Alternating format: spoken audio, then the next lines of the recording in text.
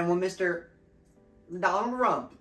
Donald Trump's administration team did not do the transition process with the Joe Biden administration team, which has been a consistent feature of this transfer of power for a very long time, this transition period. So the fact that it was completely ignored shows that these new plurs, these new institutions really are rising into place, likely built on Trump's first time around, his first experience, and all the data points and plur development and plur scaffolding that's been built based on that experience and in the time since then by this MAGA crowd. Parasociality is definitely a way to frame this, but it's best kept neutral unless you're the previous institution, in which case I can understand your disdain. You're probably pretty upset. But I still think in the ultimate reality of the data dialectic, you cannot apply a one rule fits all definition to this kind of idea. Parasociality is only negative if you are the powers in power fighting to maintain pure control. These new creators, this new ecosystem was able to build its strength independently with the starting seeds that had been given over the course of the past 8 to 12 years. And we all called them MAGA, built and fostered by hundreds at first, then thousands, and finally hundreds of thousands, if not millions,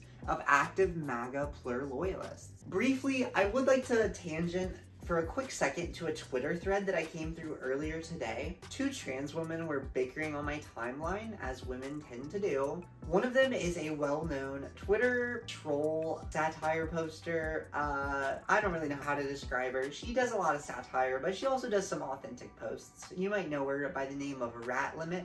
Rat Limit was talking about maintaining a connection to your more conservative, Republican, Trumpy, MAGA families, despite the awkwardness between you as a trans person and them as bigots or people that are voting against your best interests as a trans person. And what Rat Limit was saying was that it's important for her as an individual to maintain that connection with her family because those are valuable connections and relationships to her. And it's important for her family, despite their bigotry or discomfort with her transness, to maintain that relationship with her. So despite the individual ideological differences, the same differences, they focus on this idea of the plur, on this idea of the collective. Somebody else had responded to this individual and said, yeah, having a family sounds nice and all, but have you ever considered having standards for yourself? Rat Limit responded, fleshing out her argument for the prioritization of the collective family rather than the individualized emotions that come from social turbulence. I still don't know if she was being satirical or if this was a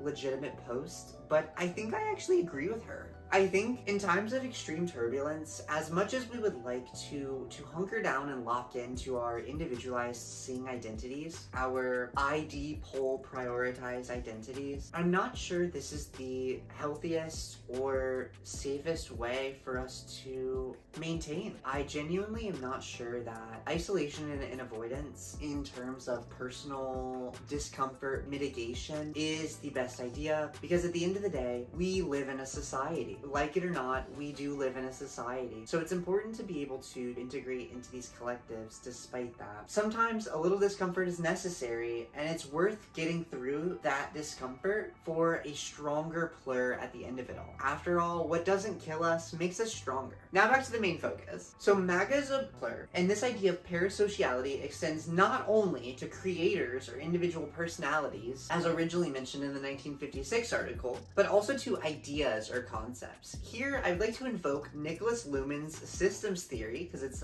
one of my favorites, and I'd like to build this idea of systemic parasociality. Systemic parasociality is what I'll refer to for those that are integrated within the plur of the information of an institution. I will explain this more in the coming minutes. Let's just start by scattering some shots.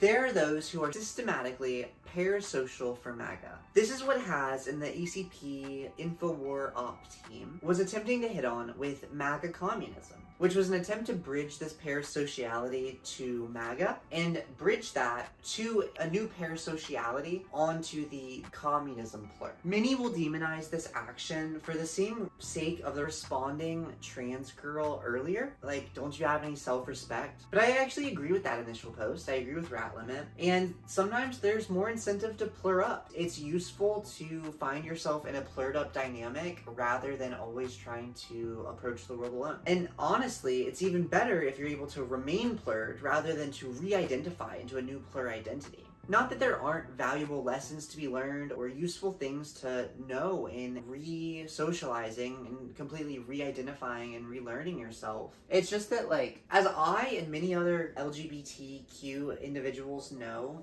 you know, we were very familiar with this kind of chosen family dynamic, this idea of found family rather than biological or blood family. Some people even go as far as to cut off their biological family. And while there is a lot to be learned from these new chosen families and the dedication to the collective, because this is still a collective, right? Ultimately, it still is a collective. I think strong plur structures are bridged to other plur structures, rather than an individual attempting to bridge into a plur solo. I think plurs bridge to plurs much better, and you, as an individual trying to bridge this gap, will do a lot better if you have access to a strong plur background and a strong plur foreground or aspiration. Basically, what I'm saying is, you'll have a stronger chosen family if you also still have your biological family. Families of all kinds, depending on their officialness, are often these kinds of systematic parasociality dynamics. I want you to think of the idea of a family name, a family legacy, the idea of bringing shame to the family, bringing dishonor to your relatives, bringing dissatisfaction from the outside to your little collective, your little group, your little tribe. These are systematic parasocial relationships to probably a last name. It's a plur of a system. It's a system plur, we can call it.